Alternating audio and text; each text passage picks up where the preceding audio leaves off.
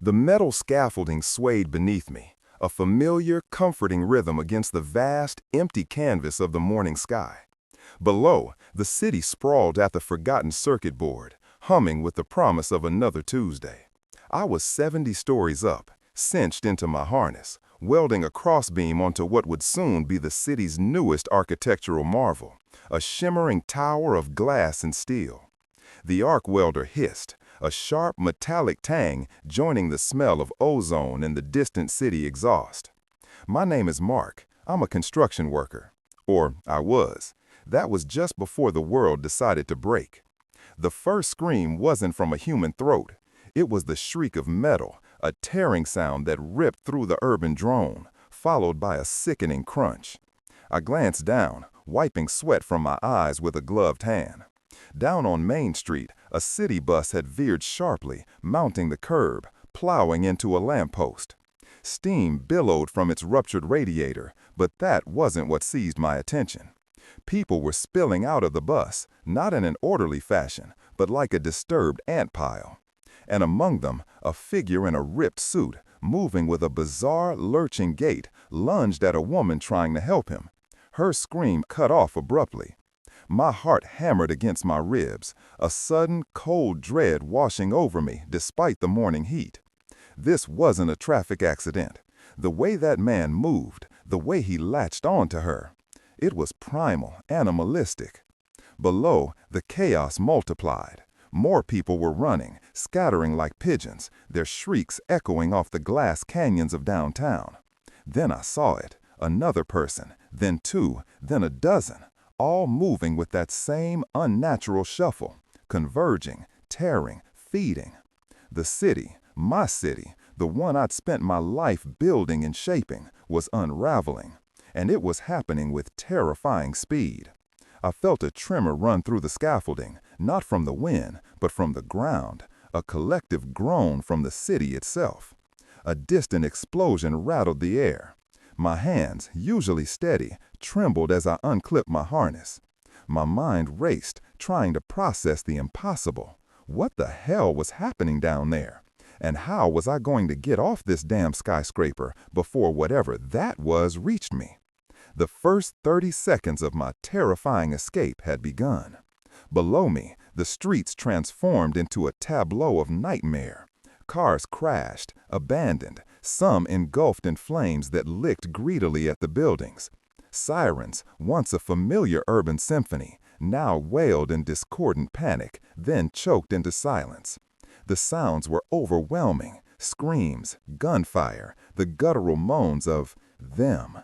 From my vantage point, the creatures looked like dolls, jerky and broken, but the sheer number, the relentless surge, stole my breath. This wasn't a riot. This wasn't a protest. This was an infestation. I fumbled with my radio, trying to raise anyone, any of my crew. Brad, Tony, anyone copy? What the hell is going on down there? Only static hissed back, a mocking, empty sound. My stomach clenched. We were alone, 70 stories up, with a world going mad below.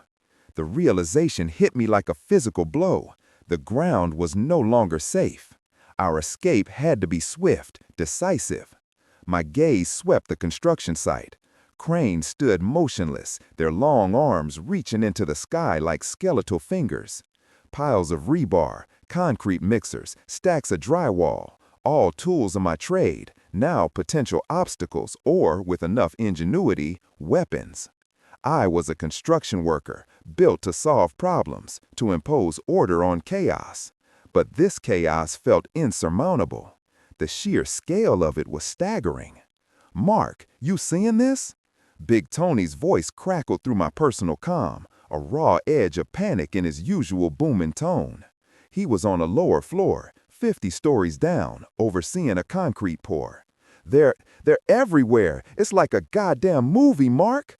"Stay calm, Tony," I said, trying to project a confidence I didn't feel. "We need to get off this thing. Where's Brad?" "Haven't seen him since lunch break," Tony replied, his voice strained. "He went down to grab some coffee. Oh God, Mark, there's one in a stairwell." His voice cut out with a choked cry. Then the comm went dead. My blood ran cold. Tony was a giant, solid as a brick wall. If one of those things got him. The air felt thin, suddenly. My palms were slick with sweat inside my gloves. I had to move, now. My training kicked in. Safety first, always. But safety was a luxury the world no longer afforded. Survival was the new directive. I looked at the access ladder, a thin metal spine bolted to the side of the skyscraper, leading down to the next level. Usually, we take the service elevator, but I could see smoke billowing from the ventilation shafts near the core. Power was likely out. The ladder was my only option, and it led directly into the inferno. I rappelled down the first section, my boots finding purchase on the rungs with practiced ease. My harness, a familiar comfort for years, now felt like a lead weight, slowing my descent. The higher I was, the more I could see. The city fell in 6 hours, they'd say later, but in those first few minutes from my perch, it felt like it was falling in seconds. The orderly grid of streets dissolved into a terrifying organic sprawl of the dead and dying. A sudden gust of wind brought with it the acrid smell of burning plastic, and something else, something metallic and sickening. Blood. I kept moving, the rhythmic clang of my gear against the ladder, masking for a moment the screams from below. My eyes scanned every floor, every open window. Was anyone else alive up here? Did it even matter? My focus was on getting down, getting out. This building, my workplace, was turning into a tomb. The air grew thick with dust and distant screams, each one a fresh puncture to my fading hope. I had to reach the ground. I had to. I reached the 68th floor landing, a concrete platform littered with tools and building materials. The internal stairwell door, usually propped open, was now shut. On it, fresh, dark smears. My stomach churned. Tony's warning echoed in my ears. I pulled out my utility knife, its blade reflecting the flickering, angry orange glow from street level. Not much of a weapon, but it was all I had. The heavy steel door felt cold beneath my hand. What was on the other side? My breath hitched. This was where the terrifying escape truly began. This was where I stopped being a construction worker and started being a survivor. I pushed the stairwell door open slowly, a sliver of darkness and a distinct, putrid smell spilling out. It was the scent of decay, of spoiled meat, but with an underlying chemical tang I couldn't place. My flashlight, a heavy-duty work light clipped to my belt, sliced through the gloom. The stairwell was a concrete spiral, silent save for the drip of water somewhere below and the distant muffled moans from outside. Too silent. Then I heard it, a scraping sound, slow and rhythmic, coming from the floor below. My heart hammered, a frantic drum against my ribs. I knew what that sound meant. I'd seen them below, their broken movements. I had to think. Construction worker mark, always think. The fire axe on the emergency landing, usually secured behind glass, was gone. Someone had been here. Someone had tried. My eyes darted around, looking for anything, any advantage. A coil of heavy-gauge electrical cable lay near a conduit box. Not a weapon, but maybe a tool. My mind was a whirlwind of calculations, risk assessments. Every floor descended was a gamble. I crept down, one step at a time, each footfall amplified in the sudden silence of the stairwell. The scraping grew louder, accompanied by a wet, guttural breathing sound. I rounded the bend to the 67th floor landing. There, hunched over something unseen, was a figure. It was Brad.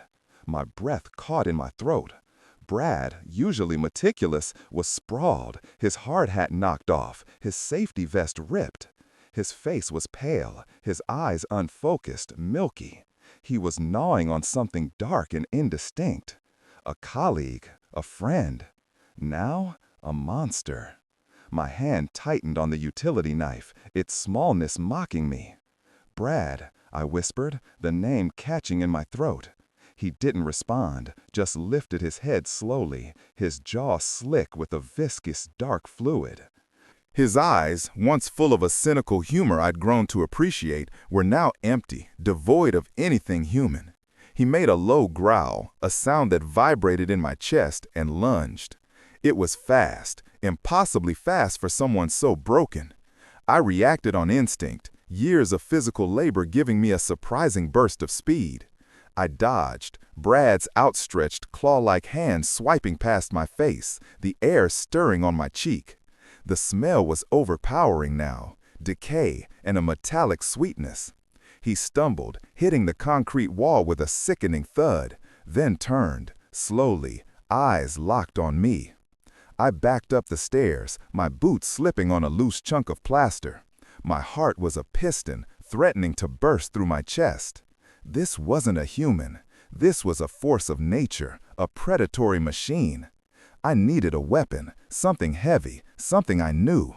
My eyes fell on a discarded length of rebar, about 4 feet long, lying near an unfinished electrical panel.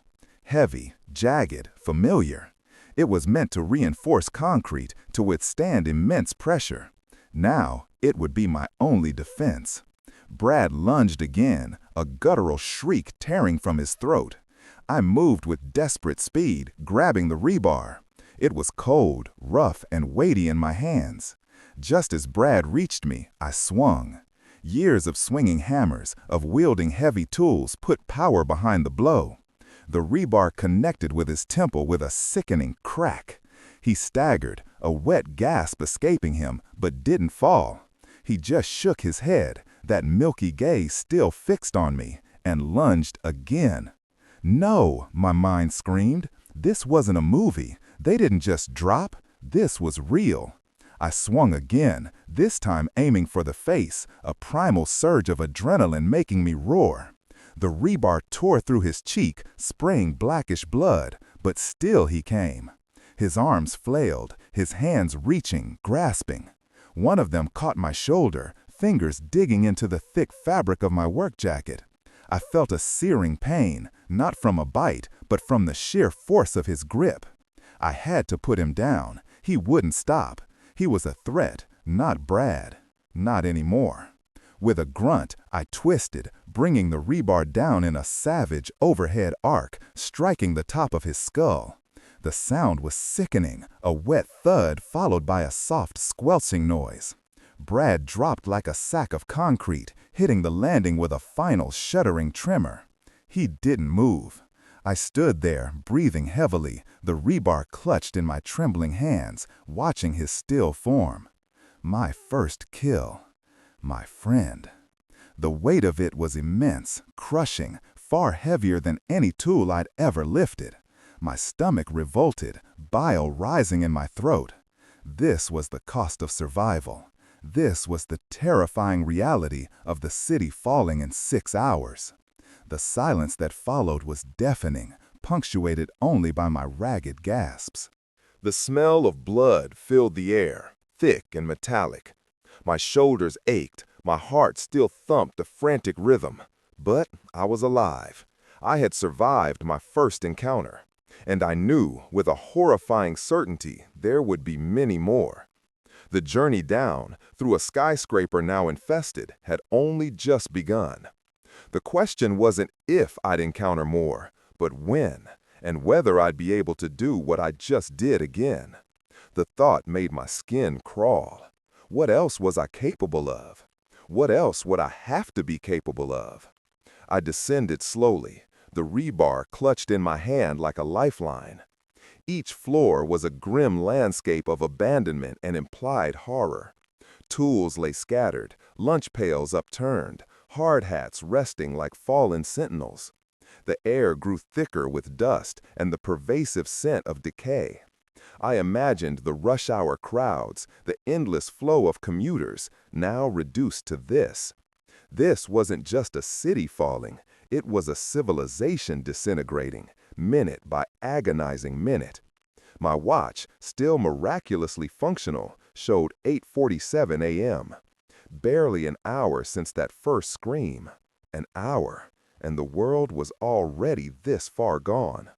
My escape was turning into a descent into hell, a twisted inverse of the tower's rise. The 60th floor landing. A stock of drywall sheets leaned precariously, partially blocking the stairwell. I squeezed through the narrow gap, my shoulder brushing against the rough paper, sending a shower of fine gypsum dust into the air. The dust caught the single, weak beam of sunlight filtering in from a distant window, dancing like ghosts. Below, a rhythmic thump, thump, thump, louder than my own heartbeat. My breath caught. I froze, pressing myself against the cold concrete wall, the rebar held ready. This was different from Brad. This was heavier, more deliberate. I peered down, past the bend in the stairs. There, on the 58th floor landing, was a construction elevator platform, one of the huge, open-sided lifts we use to move heavy equipment. And inside, a hulking figure, almost certainly another infected. It was beating against the cage of the elevator shaft, trying to get out, its head thrown back, emitting a low, continuous moan that echoed eerily through the empty floors.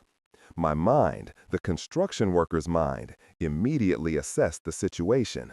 The elevator was stuck. Good. But the noise.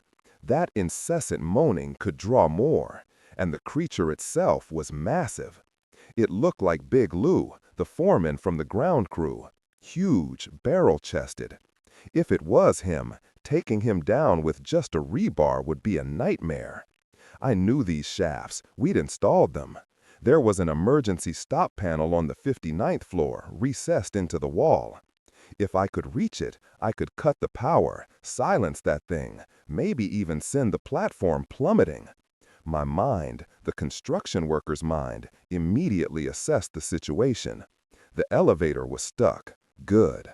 But the noise, that incessant moaning could draw more. And the creature itself was massive.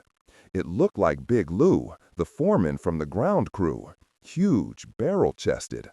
If it was him, taking him down with just a rebar would be a nightmare. I knew these shafts. We'd installed them. There was an emergency stop panel on the 59th floor, recessed into the wall. If I could reach it, I could cut the power, silence that thing, maybe even send the platform plummeting. The thought made my skin crawl. A desperate gamble, but the noise was a beacon for anything else that might be lurking. The climb was delicate. I had to move quietly, almost silently, to the 59th floor. Each step was agony, the rebar a constant weight in my clammy hand. My eyes darted to every shadow, every nook. The metallic taste of fear was sharp on my tongue. I could still hear the distant thumps from below. I reached the 59th floor landing, crouching low, peering around the corner. The panel was there, just a few feet away, a small red button on a dull gray box. But between me and it, another infected. Smaller than Lou, dressed in painter's whites. It was swaying, its back to me, its head cocked at an unnatural angle, listening to the thumping below. My heart seized. 2 of them, and no easy way around. The painter was thin, probably faster. I had to make a choice, fight or stealth. My construction worker instincts leaned towards disabling the machine, but a direct confrontation with 2 of these things in a narrow stairwell felt suicidal. I noticed a discarded painter's tarp, heavy canvas, rolled up in a corner. An idea, wild and dangerous, sparked in my mind. If I could get close enough, if I could move fast enough. I took a deep breath, the stale, dust-laden air burning my lungs. Every muscle in my body tensed. This was it. I gripped the rebar tighter. Slowly, carefully, I unwound the tarp, trying to minimize the rustle of fabric. The painter's back was still to me, swaying. It smelled of paint thinner and that same sickening decay. I advanced, one slow, agonizing step at a time, my eyes never leaving the back of its head. The moaning from the elevator shaft was a constant, maddening drone. When I was within striking distance, I lunged, not with the rebar, but with the tarp. I threw it over the painter's head, blinding it. It shrieked, a high-pitched, inhuman sound, and thrashed wildly. I pushed past its struggling form, my shoulders slamming into its chest, knocking it off balance. "Damn it," I gasped, scrambling to the control panel. My fingers fumbled, sweat blurring my vision. The red button, emergency stop. I slammed my palm down on it. With a sudden, violent shudder, the elevator platform below stopped its incessant dumping. A metallic screech echoed as something tore. Then, with a groan that seemed to tear through the very structure of the building, the emergency brakes gave way. The platform, with whatever hulking horror was inside it, plunged. A sickening rush of air, a roar of metal, then a final ground-shaking crash from far, far below. The building trembled. Dust rained down from the ceiling. The silence that followed was absolute, terrifying. I leaned against the wall, gasping, my legs weak. The painter, disoriented, was still thrashing under the tarp, hitting the concrete with dull thuds. I couldn't leave it like that. I couldn't risk it stumbling free. My rebar found its mark, once, twice. The thrashing stopped. I looked at my watch, 8:55 a.m. That had bought me a few precious minutes, maybe more. But the sheer destructive force of the plunge, the tremor it sent through the building, could also have alerted anything else. The city might be falling, but it was still fighting back, and every decision felt like a coin toss between life and death. The terrifying escape was accelerating. I needed to get out, and fast. The descent from the 59th floor was a blur of adrenaline and raw, aching muscles. Each step down was a small victory, each quiet floor a brief reprieve before the next unknown. My boots crunched on glass and debris more frequently now, the lower I went. The city, once a vibrant tapestry of noise, was now a discordant symphony of destruction and silence. Smoke seeped into the stairwell through cracks in the walls, thick and acrid, burning my eyes and lungs. I checked my watch again, 9:32 a.m. Less than 2 hours since the city fell, or began its rapid descent into hell. It felt like an eternity. My construction worker's mind, usually so focused on blueprints and structural integrity, was now consumed with survival, with the next threat, the next potential ambush. Every shadow was a monster, every creak of the building a warning. I passed a few more bodies, not infected, just dead. A woman in an office uniform sprawled on the 50th floor landing, a desperate, silent scream frozen on her face. A security guard clutching a broken chair, blood smeared on the concrete beside him. I didn't stop, couldn't. There was no time for grief, no time for solace, only escape.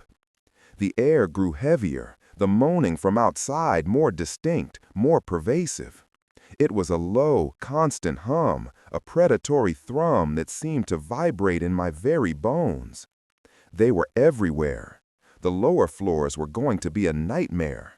My plan, such as it was, revolved around one thing: the loading dock. The loading dock on the ground floor was a fortress of steel and concrete, designed for heavy machinery and truck access. It had massive rolling doors, thick enough to withstand a ramming forklift. If I could get there, if I could lock myself in, I might be able to find a vehicle, a way out of this crumbling hell. But getting there meant navigating the final, most dangerous floors. I reached the 20th floor. The stairwell here was different, brighter. The lower windows were shattered, letting in more of the orange, smoky light of the burning city. It also let in the sounds. The guttural snarls, the wet tearing sounds, the distant pops of what might have been gunfire or just collapsing structures. Through one of the broken windows, I saw a scene that cemented the horror in my mind. A police cruiser, overturned, its blue lights still faintly flashing in the smoke.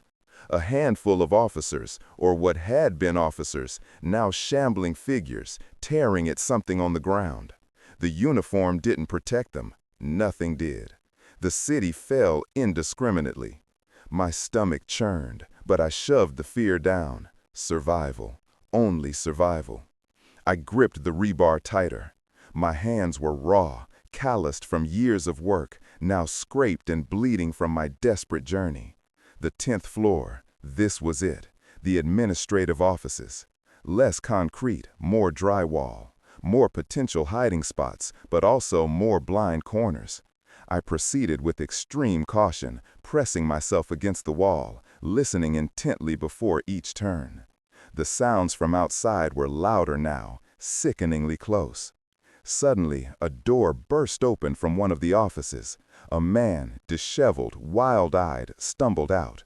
He saw me, his face contorting in a mask of terror. "Help me! They're in there!" he shrieked, pointing back into the office. Behind him, emerging from the gloom, were two figures, their movements jerky, their moans guttural. My mind raced, 3 of them, and a panicked human. I could try to help him, but it would expose me, potentially get us both killed. He was already a target, a beacon for their hunger. My construction worker instincts told me to assess the risk. His survival was low, mine was tenuous. "Run!" I yelled, even as my rebar swung, impacting the head of the lead infected with a sickening crunch. It stumbled, but the other 2 ignored it, their dead eyes fixed on the screaming man. They lunged past me, pinning him against the wall, tearing at him. His screams were horrifying, short, sharp bursts of pure agony that ended in a wet, choking gurgle. I couldn't help him. I couldn't. The brutal truth hammered home. I was alone. Every moment I spent trying to save someone else was a moment I risked my own terrifying escape. I felt a surge of guilt, a cold knot in my gut, but I pushed it down. This wasn't the old world. This was the new one, and it demanded ruthless self-preservation. What would you have done? I still don't know if I made the right choice. I turned and ran, ignoring the screams, ignoring the tearing sounds. My boots pounded down the last few flights of stairs, the rebar clattering against the concrete. The loading dock was close. I could smell the exhaust fumes, the diesel fuel. Hope, a fragile, desperate thing, flickered within me. The ground floor. The air was thick with smoke and the stench of blood. The emergency lights flickered, casting long, distorted shadows. The main lobby, usually bustling, was a graveyard. Bodies lay scattered, some still, some twitching. The glass entrance doors were shattered, letting in a relentless stream of the infected. They stumbled over debris, over each other, their moans a constant, chilling chorus. My heart leaped into my throat. The loading dock entrance. It was on the far side of the lobby, across a sea of shuffling, grasping horrors. My terrifying escape was about to get a lot more terrifying. The city fell in 6 hours, and I was running out of those precious minutes. I had to push through. I had to survive. The lobby was a maelstrom of bodies and unholy sound. My eyes darted around, searching for a path, any path, through the horde. The main entrance was a gaping maw, disgorging more of them into the building. The air was thick with their stench, a cloying mix of decay and something sickly sweet. My watch read 9:58 a.m. 2 hours gone, and I was still trapped. I saw a delivery cart, heavy duty, made of steel, overturned near a stack of boxes. An improvised barricade, maybe, or a distraction. My construction worker's mind assessed the weight, the trajectory. It was enough. "Hey!" I roared, a raw, primal scream that tore my throat. The nearest infected, maybe 6 of them, turned, their heads cocked, their dead eyes fixing on me. I didn't wait. I charged the delivery cart, hitting it with all my strength, sending it crashing into a cluster of them. The metal clanged, and a few went down, entangled. It bought me precious seconds. I ran, weaving through the gaps, my rebar a blur of motion.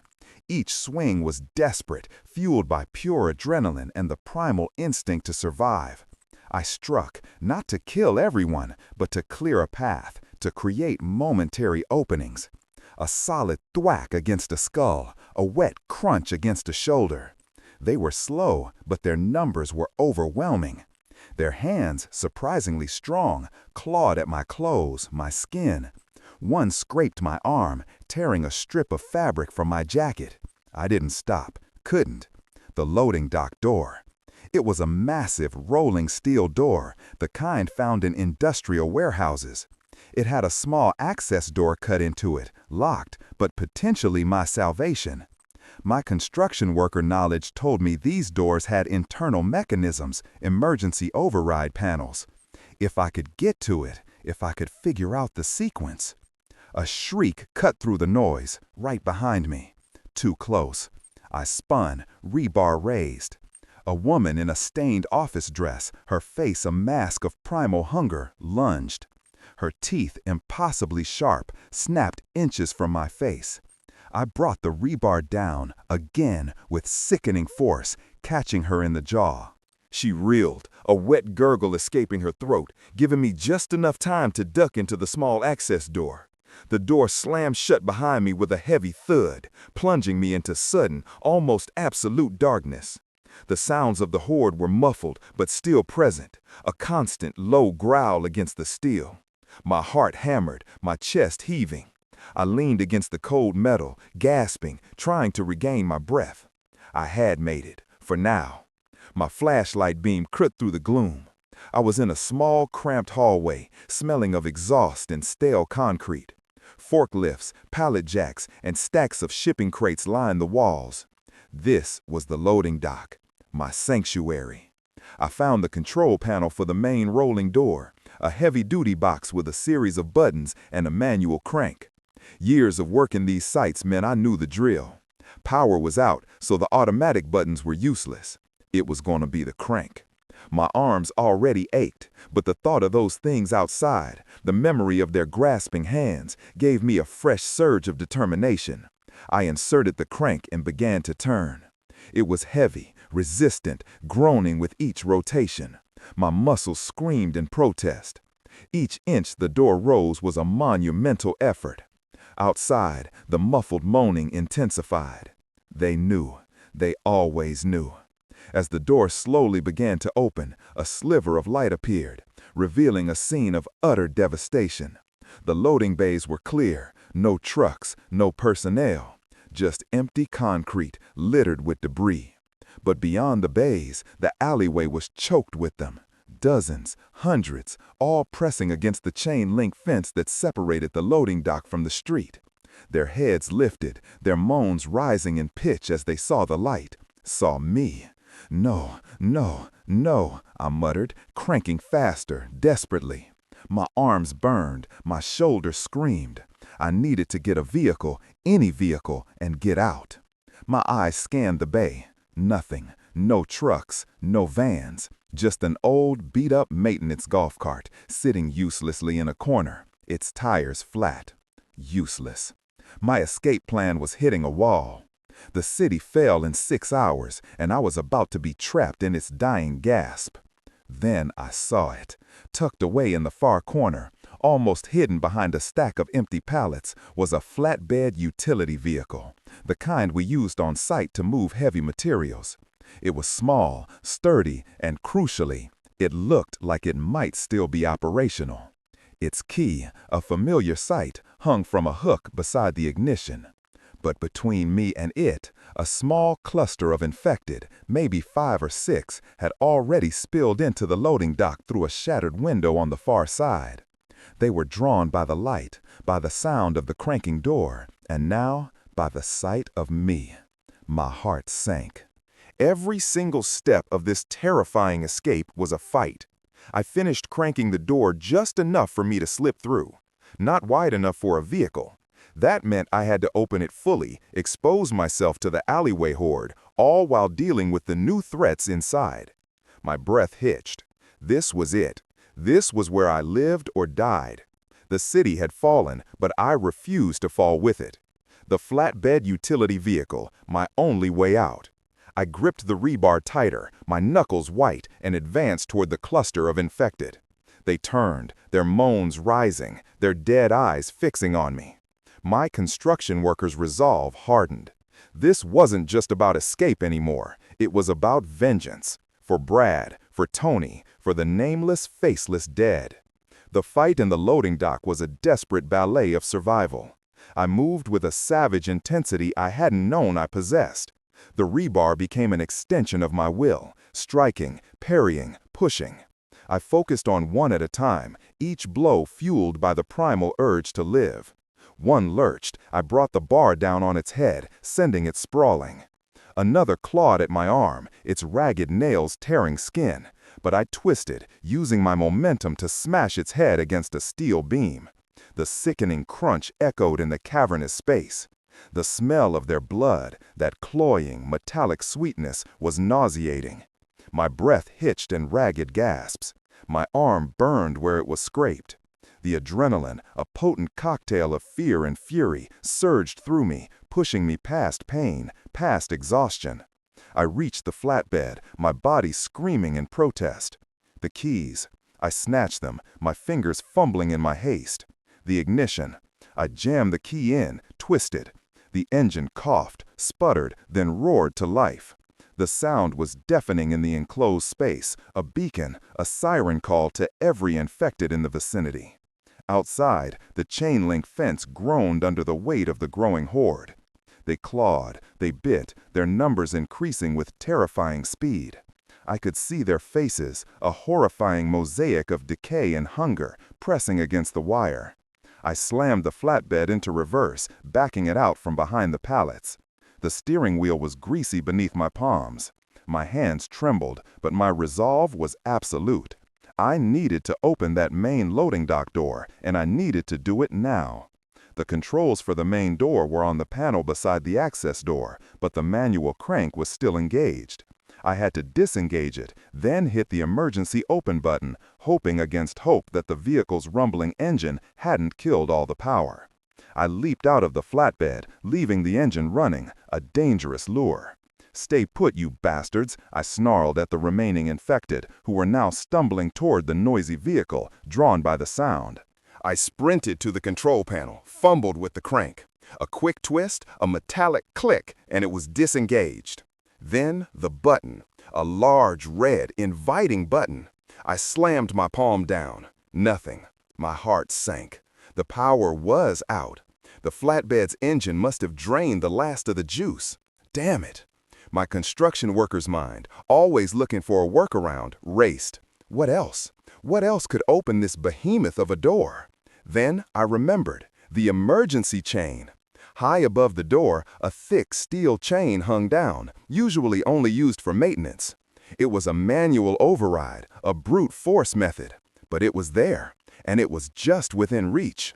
I ran to a stack of empty barrels, heavy steel drums used for oil. I shoved two into position, stacking them, creating a makeshift platform. They swayed precariously, but I had no choice. I clambered up, my muscles screaming in protest, my scraped arm throbbing. My fingers brushed the chain. Cold, greasy steel.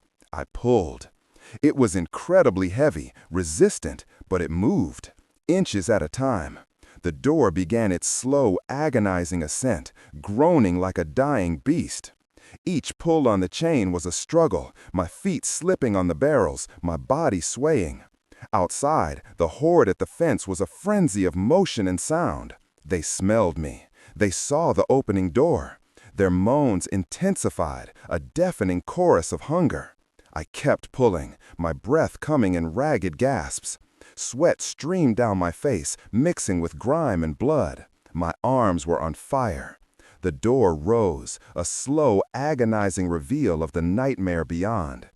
The alley was choked with them, a solid wall of shuffling bodies, their faces twisted into grotesque caricatures of humanity. Just as the door was high enough for the flatbed to squeeze through, a new sound cut through the chaos. A siren. Not the wailing panic of before, but a low, guttural growl that reverberated through the very ground. A massive, repurposed snowplow, Its front blades, covered in gore, rumbled down the alley, plowing through the horde, sending bodies flying. Human survivors. My heart leaped. But they weren't stopping. They were cutting a path, not offering aid. And they were headed straight for the building, straight for me. This was my chance, my only chance to slip past the horde while they were distracted. I dropped from the barrels, landing hard, jarring my knees. I sprinted to the flatbed, jumped in, slammed it into gear. "Come on, you bastard!" I roared, stomping the gas. The engine snarled, the tires spun, gripping the concrete. The snowplow was almost at the door, its drivers oblivious to my presence, focused only on breaching the building. I had to time it perfectly. Just as the snowplow hit the entrance, sending a fresh wave of infected scattering, I jammed the flatbed forward. The flatbed lurched through the opening, scraping against the steel door frame, sending sparks flying. The noise was deafening. I was out. I was through. The sheer relief was a physical ache. I drove into the alley, weaving around the scattered bodies, ignoring the desperate shouts from the snowplow crew. This was my terrifying escape, and I wasn't waiting for anyone. The city fell in 6 hours, and I was clawing my way out of its clutches, one agonizing minute at a time. The flatbed roared down the alley, its small engine protesting under the strain. Behind me, the snowplow smashed through the loading dock door, a cacophony of screeching metal and splintering concrete marking its breach. I didn't look back. My focus was purely forward, on the escaping, on the horizon beyond the city's burning silhouette. My watch read 10:15 a.m., just over 2 hours since the world had ended. 2 hours into what felt like an eternity. The alley opened onto a wider street, choked with abandoned cars, some still smoldering. The air was thick with smoke, dust, and the stench of burning rubber and human decay. The sky, once a brilliant morning blue, was now a sickly orange-gray, reflecting the inferno below. This wasn't just my escape, it was an escape from a dying world. I swerved around a stalled bus, its windows shattered, its interior dark and menacing. Infected stumbled through the smoke, their forms distorted by the haze, like malevolent spirits rising from the city's ashes. They turned toward the flatbed, drawn by the engine's growl, their moans rising in a chilling crescendo. My construction worker's vehicle, built for durability, not speed, bounced violently over potholes and debris. My teeth rattled, my mind raced, charting a course. The main highway, the I-95, was my only hope.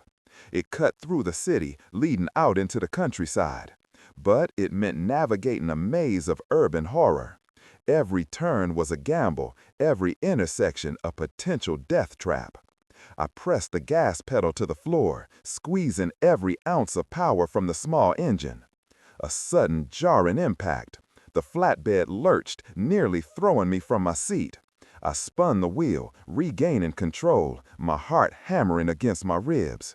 I'd hit something. My rearview mirror showed a grotesquely twisted body lying in the street, its head at an unnatural angle. No time for regrets, no time for horror, just drive. I turned onto Commerce Street, usually bustling with morning traffic, now a desolate wasteland. A line of abandoned cars stretched for blocks, forming an impossible barricade. My escape was blocked.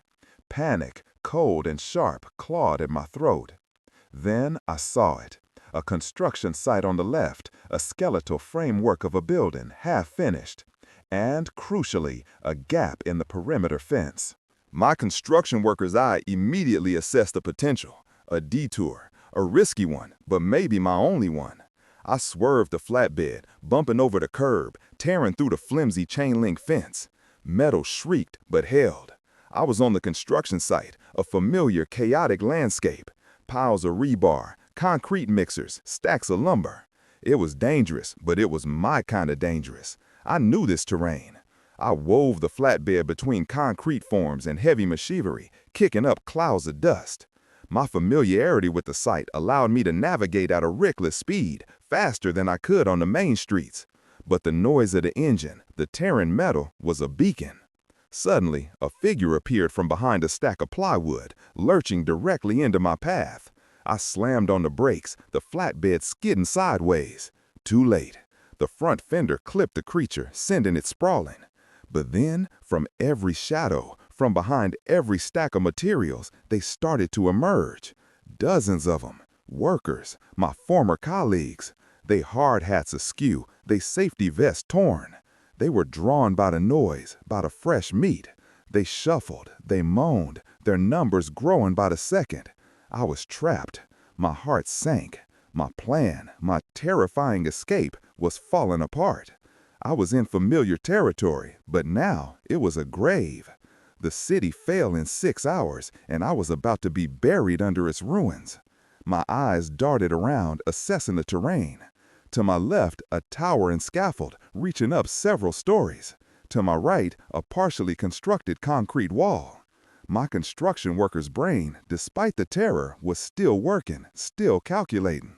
The scaffold. If I could get onto it, climb it, maybe I could get over the wall, onto the next street.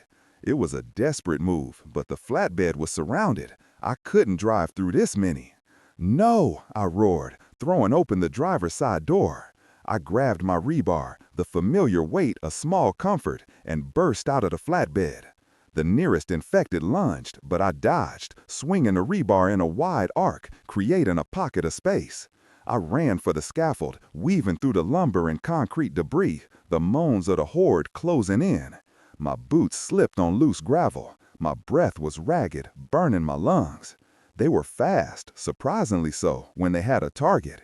I reached the scaffold, a dizzying maze of metal poles and wooden planks. My callous hands gripped the cold steel, and I began to climb, pulling myself up with desperate strength. Each rung was a victory, each foot above the grasping hands a moment of reprieve. They swarmed the base of the scaffold, a tide of hungry dead, reaching up, their fingers scraping against the metal, their moans a horrifying chorus. Some tried to climb, clumsily, falling back, their bodies piling up at the base. But they were relentless. I pulled myself onto the first platform, then the second. My arms ached, my shoulders screamed. The sun, a bloody disk in the smoke-filled sky, beat down mercilessly. My watch, 10:37 a.m. The minutes were ticking by, each one a countdown to complete and utter collapse. The city fell in 6 hours, and I was scaling its skeleton, trying to outrun its death throes. I had to reach that wall. I had to find a way out of this new trap. There was no going back. The scaffold vibrated under the weight of my ascent, each clang of metal against metal echoing in the smoke-filled air. Below, the horde seethed, their moans a constant guttural rumble.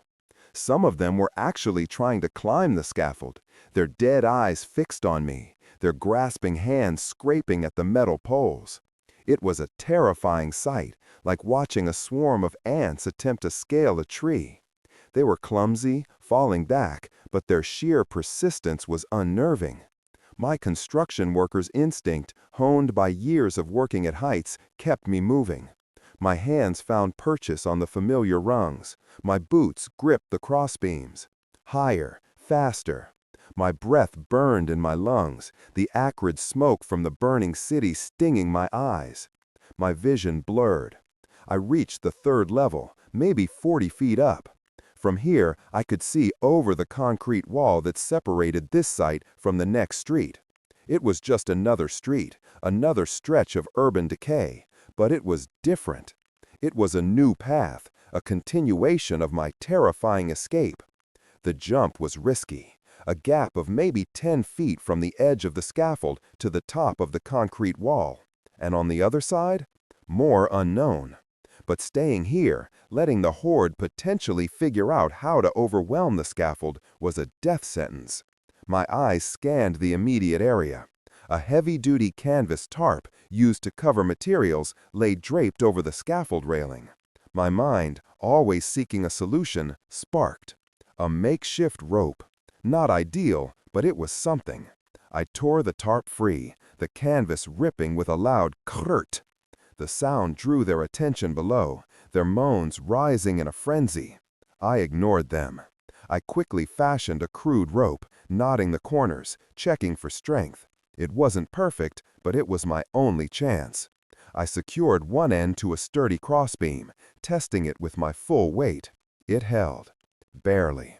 My heart hammered against my ribs, a frantic drum. This was it. The point of no return. The city fell in 6 hours, and this might be my last leap of faith. I swung out, my feet dangling in the smoky air, the ground a sickening distance below.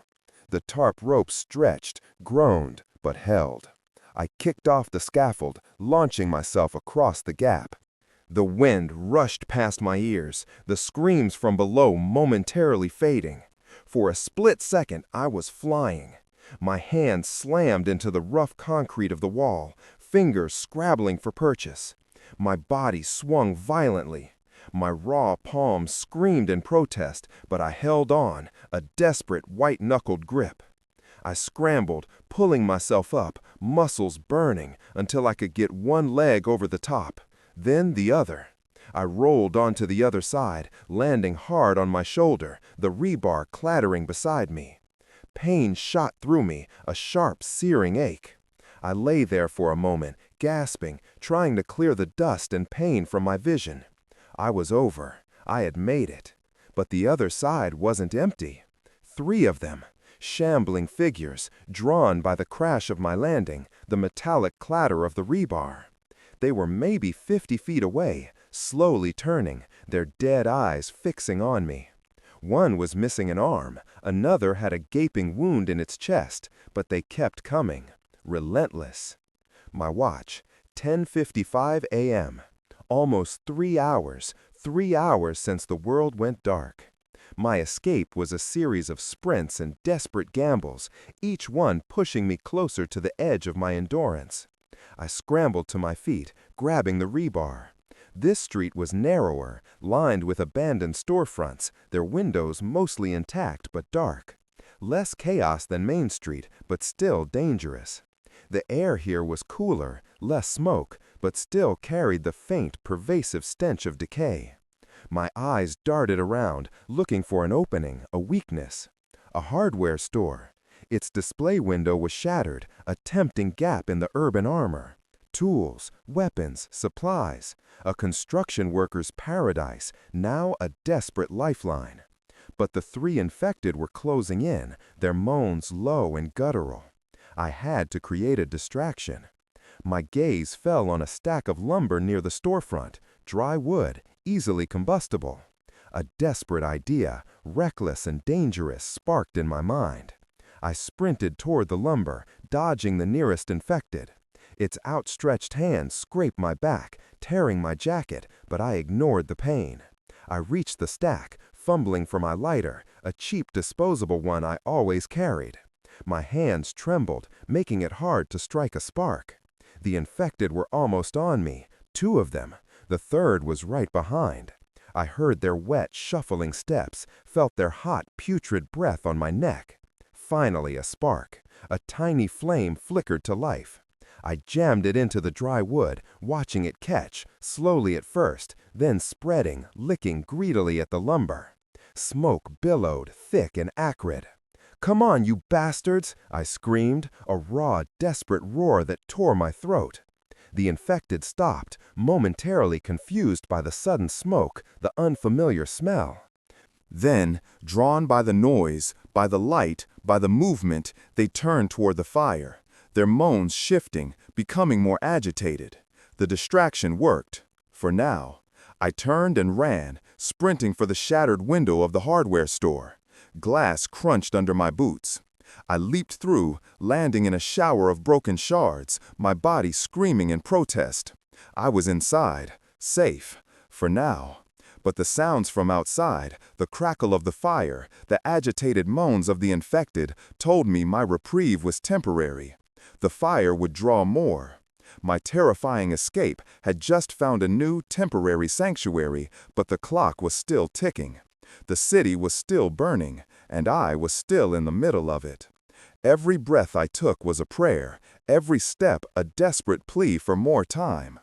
The hardware store was a treasure trove of forgotten tools and dusty supplies, now bathed in the flickering orange glow of the burning lumber outside. The air inside smelled of metal, sawdust, and a faint, sweet smell that made my stomach clench. Decaying rat, perhaps, or something worse. My watch, 11:03 a.m. 3 hours and 3 minutes since the city fell. I moved with purpose, scanning the aisles. Tools. I needed tools, real weapons, something more reliable than a length of rebar, however effective it had been. My construction worker's eye for utility, for function, kicked in. First, a better weapon. I found the axe section, a row of gleaming, sharp blades. I grabbed a heavy-duty felling axe, its handle wrapped in non-slip rubber. The weight felt good, balanced, lethal. Then a smaller hatchet for close quarters. I slung the hatchet on my belt, the axe clutched in my hand, the rebar discarded. Next, supplies. Rope, thick nylon utility rope. A heavy-duty backpack, water, canned food, anything. I scavenged quickly, stuffing items into the bag. A multi-tool, duct tape, a box of nails, a pry bar. Familiar tools, now tools of survival. This wasn't building a city, it was surviving its destruction. As I moved deeper into the store, I heard it. A faint, muffled scuffling sound from the back. Not a moan, something else. Human? My heart leaped, a flicker of desperate hope. Other survivors. But that hope was quickly tempered by a chilling thought. In this new world, other humans could be as dangerous as the infected. What would you do? Trust them? Or prepare for the worst? I gripped the axe tighter, my footsteps cautious, silent.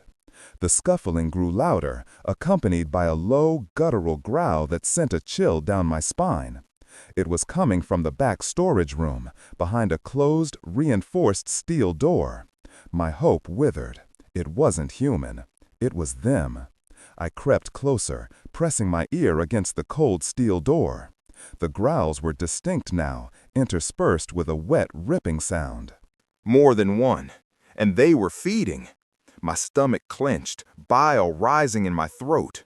The image of Brad, of the man in the stairwell, flashed in my mind. The horror of it was relentless. I needed to clear the store. I couldn't be trapped between the fire outside and a den of infected inside.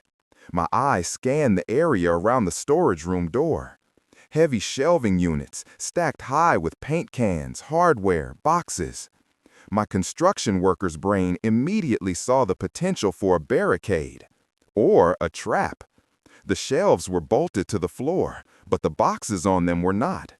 If I could topple a few, create a noisy, chaotic mess.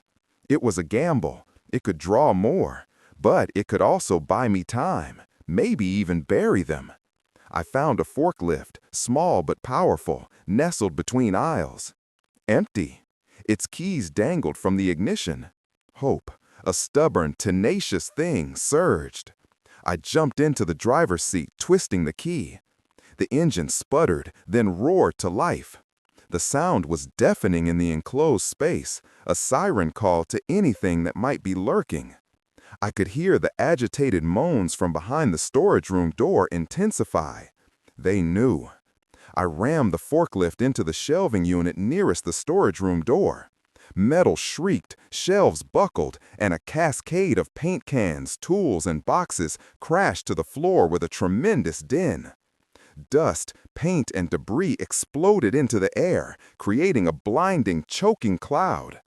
From behind the storage room door, a chorus of enraged, frustrated roars. They were trapped. For now. I kept ramming, toppling more shelves, creating a tangled, impassable mess of steel and hardware. It wouldn't hold forever, but it would buy me time.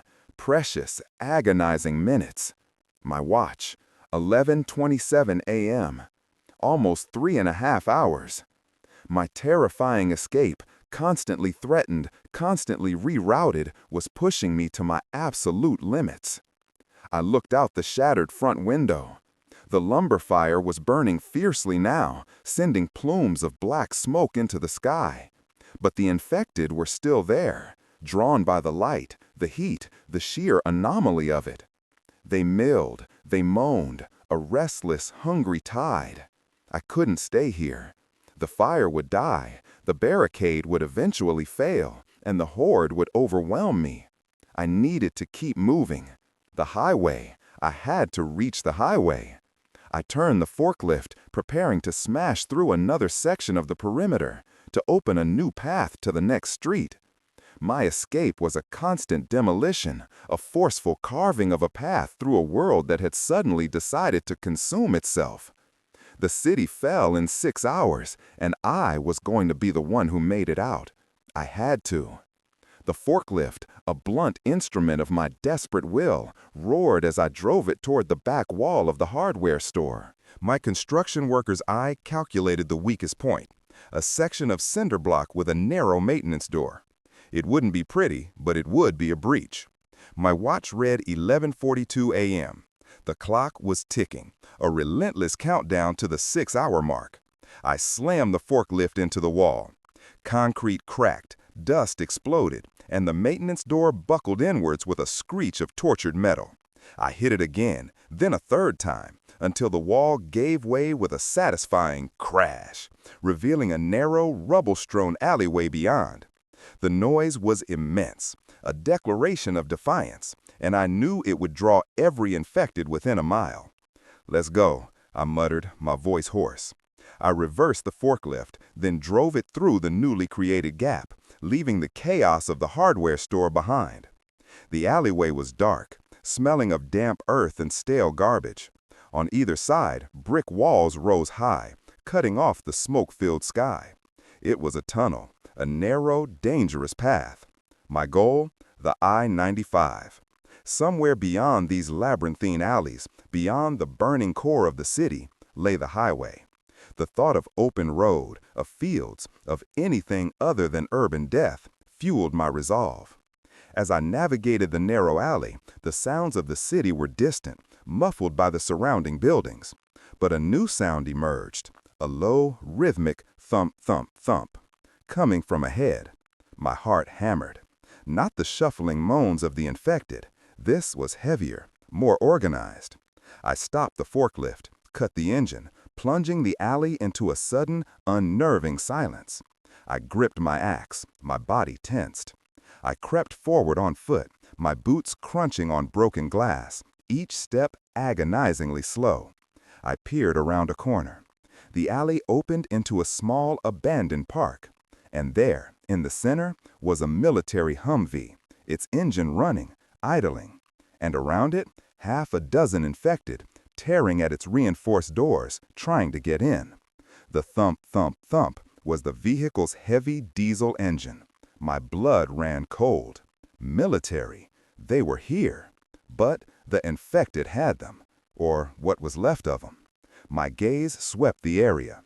No sign of active soldiers, just the dead, tearing at a dead vehicle. But wait, there, in the back of the Humvee, through the tinted glass, a faint movement. A human, still alive, trapped. My mind wrestled with the dilemma. My terrifying escape was about self-preservation, but a trapped survivor? A military vehicle. The Humvee would be a tank, a battering ram, a direct route to the highway. It was a risky proposition, but the reward could be immense. What would you do? Leave them or try to get that vehicle? I knew what my conscience demanded. I moved with careful precision, staying in the shadows, using the dense bushes and abandoned benches for cover. The infected were completely focused on the Humvee, their moans of frustration rising and falling. I needed to draw them away, create an opening. My eyes fell on a pile of rusted metal, discarded scaffolding pieces.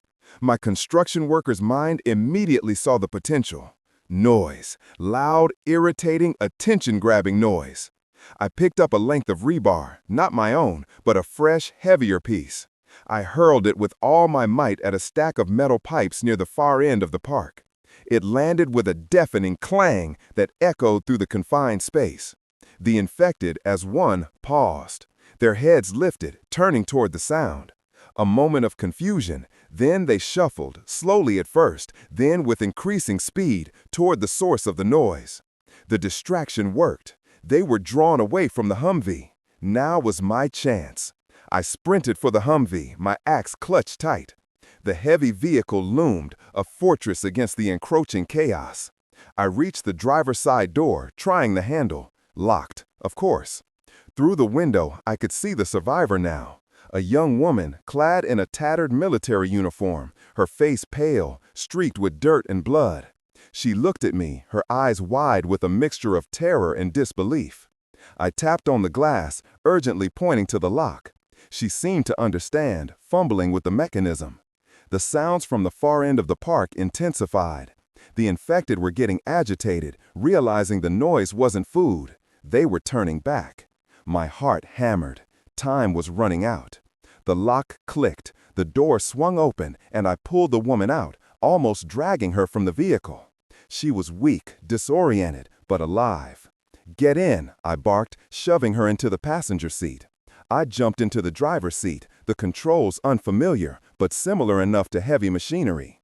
I slammed the door shut, locking it, just as the first of the infected reached the Humvee, slamming its decaying body against the armored side. "Are you hit?" I demanded, my eyes scanning her for bites. She shook her head, her voice a raspy whisper.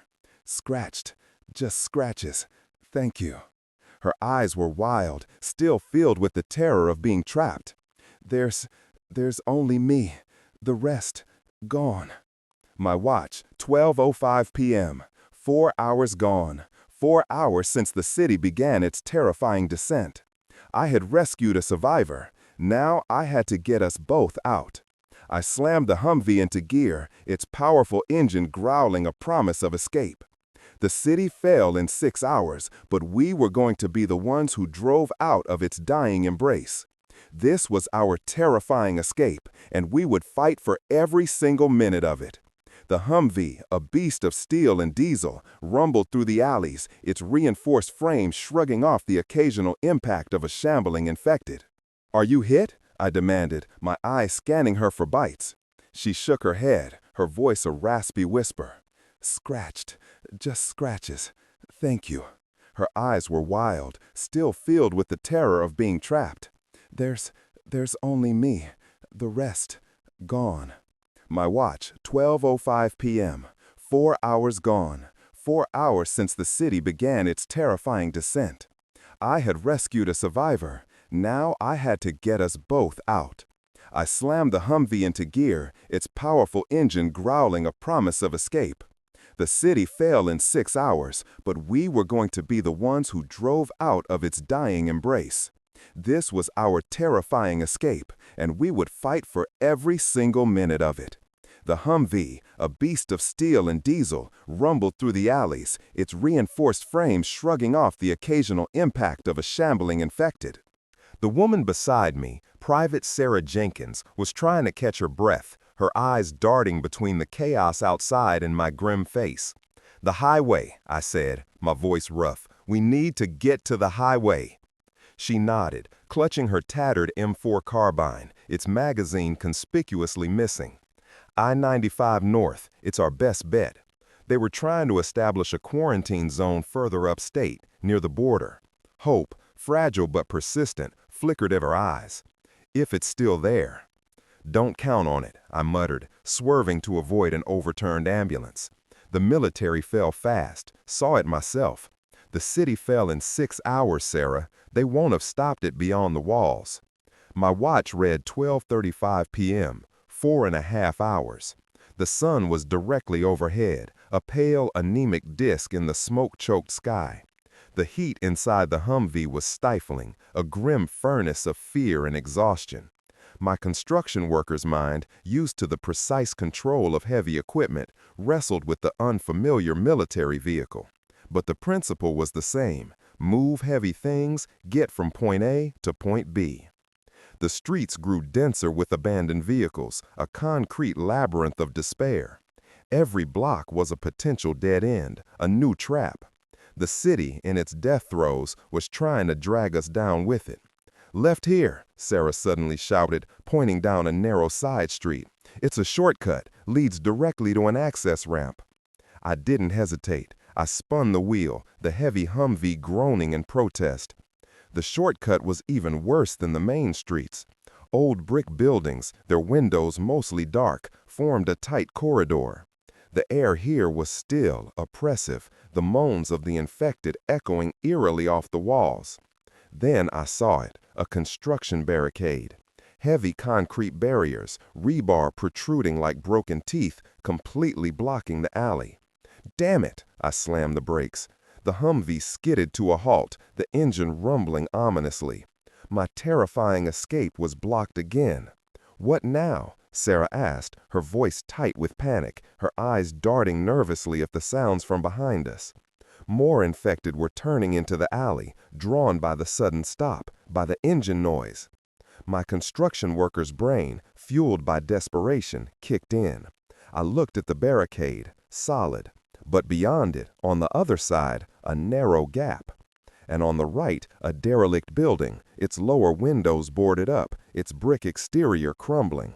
"Hold on," I said. "We're going through." "Through what?" Sarah asked, her voice laced with dread. "That building," I pointed. "It looks unstable, but it's our only way." I threw the Humvee into reverse, backing up, gaining speed. The infected were closing in, a shuffling wall of hungry dead. I lined up the Humvee, aimed for a section of the brick wall near the building's corner, where a previous impact had already weakened the mortar. "Brace yourself," I shouted. I slammed the gas. The Humvee roared, accelerating towards the wall. Sarah screamed. The impact was deafening, a shattering explosion of brick, plaster, and glass. The Humvee lurched, juddered, then plowed through, tearing a gaping hole in the building's side. Dust and debris filled the interior, a choking, blinding cloud. We were inside. The building was an old, abandoned warehouse, its roof partially collapsed, letting in slivers of the smoky daylight. Piles of rotten wood, rusted machinery, and discarded furniture filled the vast, echoing space. And in the center of it, a cluster of infected, roused by the noise, turned their dead eyes toward us. "No, no, no!" Sarah cried, fumbling with her empty M4. "More of them!" I didn't stop. I floored the gas, driving the Humvee straight through the building, plowing through the debris, through the infected. Bodies flew, slammed against walls, shattered into grotesque pieces. The noise was apocalyptic. The roar of the engine, the shriek of metal, the wet thuds of impact, the guttural moans of the dead. This was pure, unadulterated chaos. We burst out the other side, tearing through another section of crumbling brick, emerging onto a wider, clearer street. The sun, still obscured by smoke, felt like a judgment. My watch, 12:51 p.m. Barely 5 minutes to clear that building. 5 minutes closer to the end of the 6-hour nightmare. "The ramp," Sarah shouted, pointing ahead. "There it is, the I-95 ramp." My heart leaped. There it was, a concrete artery leading up, away from the burning city, away from the screaming dead. It was choked with abandoned cars, but it was visible. It was real. I floored the gas again, the Humvee surging forward. The highway, freedom. My terrifying escape was almost complete. But as we approached the ramp, a horrifying realization struck me. The highway wasn't empty. It was a river of stalled, abandoned vehicles, a massive, unmoving concrete snake. And crawling all over it, like maggots on a corpse, were hundreds, thousands of the infected. The city fell in 6 hours, and its last dying act was to trap us on its main escape route. My hands clenched the steering wheel, my knuckles white. This wasn't the end of our struggle. It was just the beginning of the next, most terrifying challenge. What would you do? Drive into that, or find another way? We were almost at the 6-hour mark, and the biggest obstacle lay directly ahead. The sight of the highway was a punch to the gut. Not the clear escape route I'd envisioned, but a grotesque monument to the city's collapse. Cars stretched for miles, a metal graveyard, and crawling over every inch of it were the infected. Their numbers were impossible, a sea of shuffling, moaning bodies that stretched to the smoky horizon. My watch, 1:07 p.m. 5 hours and 7 minutes. The 6-hour mark loomed, heavy with dread. "No," Sarah whispered, her face ashen, her hope flickering and dying. It's impossible. We can't go through that." My construction worker's mind, however, refused to accept impossible. I stared at the clogged highway, my gaze sweeping over the scene. This wasn't a wall, it was an obstacle, and every obstacle had a solution. My eyes fell on the overpasses, the towering concrete bridges that crisscrossed the highway. They were higher, usually clear of ground traffic. If we could get onto one of those, maybe we could bypass the main arterial horror. But how? The Humvee, as powerful as it was, couldn't scale a concrete support column. There had to be another way. My gaze swept the area near the ramp. Below the overpass, a series of maintenance tunnels and drainage culverts snaked beneath the highway. And next to them, a construction site, another one, unfinished, abandoned, but full of potential. "Hold on," I said, a plan forming in my mind, desperate and dangerous. "We're taking a detour." I veered the Humvee off the ramp, driving it into the rough terrain of the construction site. Dirt flew, the suspension groaned, but the powerful vehicle pressed on. Piles of gravel, mounds of earth, heavy machinery, all familiar obstacles. My construction worker expertise was suddenly our greatest asset. The site was for a new overpass bridge, half finished, its concrete supports rising like skeletal giants. Rebar cages, cranes, concrete mixers, all frozen in time, abandoned in the sudden apocalypse. And among them, a scattering of infected, mostly construction workers, drawn to the noise, to the new source of movement. "Where are we going, Mark?" Sarah asked, her voice strained, her grip tight on the empty carbine. "We can't just drive through all this." "We're going over," I replied, my eyes fixed on the partially constructed bridge supports. "We're using this site to get to the overpass." My plan was this: use the heavy equipment abandoned here to create a path. Bulldozers, excavators, cranes, these were the tools of my trade, and they were still here, waiting. I spotted a massive bulldozer, its blade covered in rust, its tracks caked with mud. Its ignition key, a large, heavy-duty piece of metal, was still in the ignition. My heart leaped. This was it. "Stay in the Humvee," I ordered Sarah, my hand on the door handle. "Keep an eye out. If anything gets close, use that horn."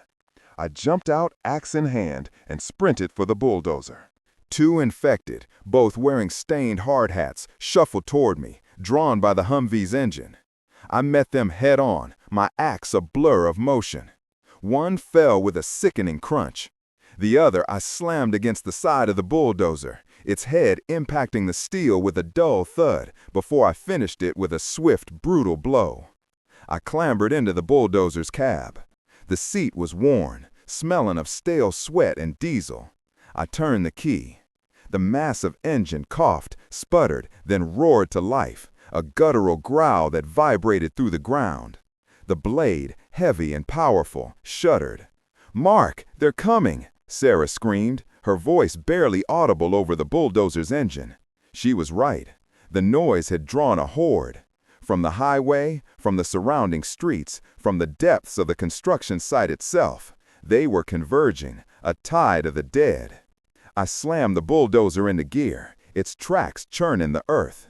This wasn't building. This was destroying. My construction worker's expertise, usually about careful, precise placement, was now about brute force and raw power. I drove the bulldozer toward a massive pile of rubble, concrete slabs and twisted rebar. My goal? To clear a path, to build a ramp, leading up to the partially constructed overpass.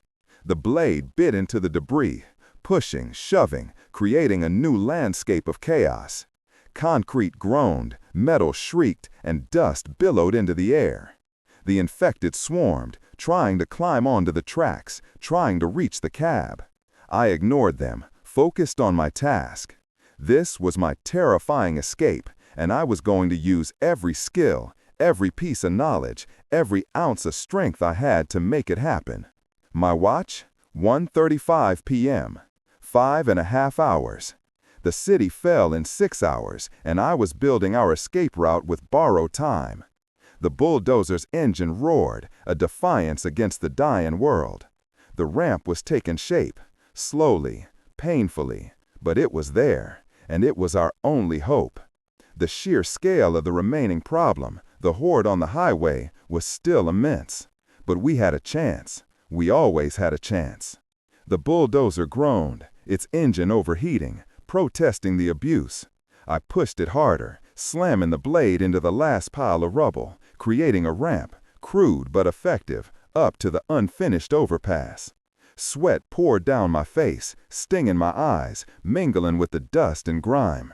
My muscles screamed in protest, every fiber of my being aching. My watch read 1:49 p.m., 5 hours and 49 minutes. The 6-hour mark was imminent.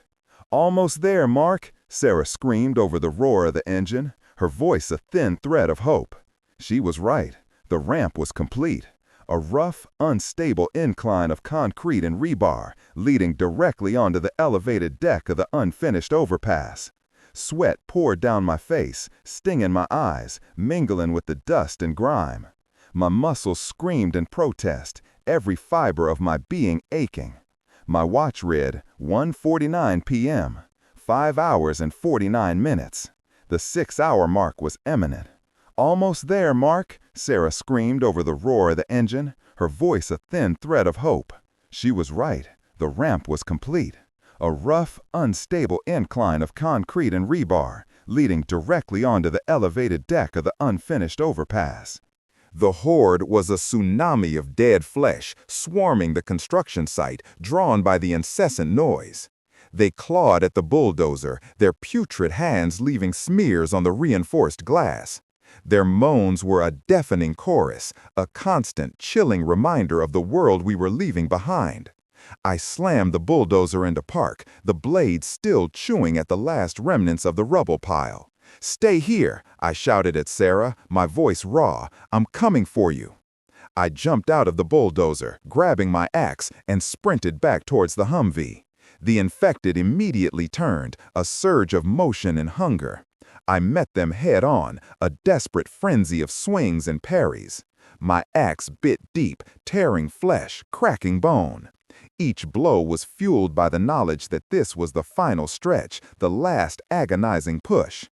I reached the Humvee, throwing open the passenger door. "Move it," I barked at Sarah, pulling her out, pushing her towards the ramp. She was disoriented, but her military training kicked in, and she scrambled up the incline with surprising speed. I jumped into the driver's seat of the Humvee, slammed it into gear. The engine roared to life, a desperate battle cry. I backed up, then spun, driving the Humvee up the makeshift ramp. The vehicle lurched, bucked, but its powerful engine and heavy tires found purchase on the rough terrain. We were on the overpass. The sheer relief was a dizzying rush. Below, the city was a burning panorama of chaos and death. The highway, a river of the dead.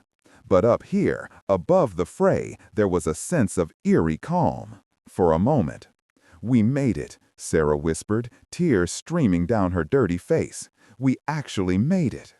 My watch, 1:55 p.m., 5 hours and 55 minutes. Almost exactly 6 hours since that first scream, since the city began to fall. We had escaped. The terrifying escape was nearly complete.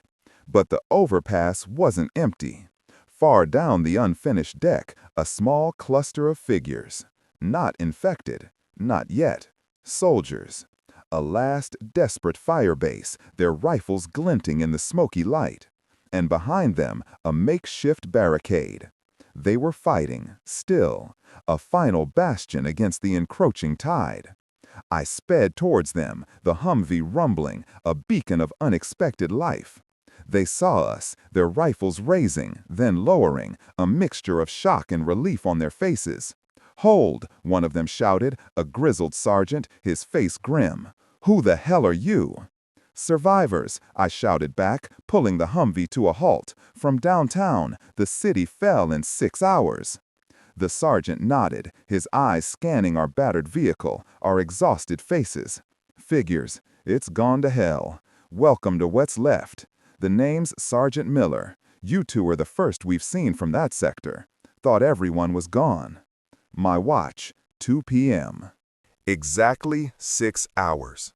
The city fell in 6 hours.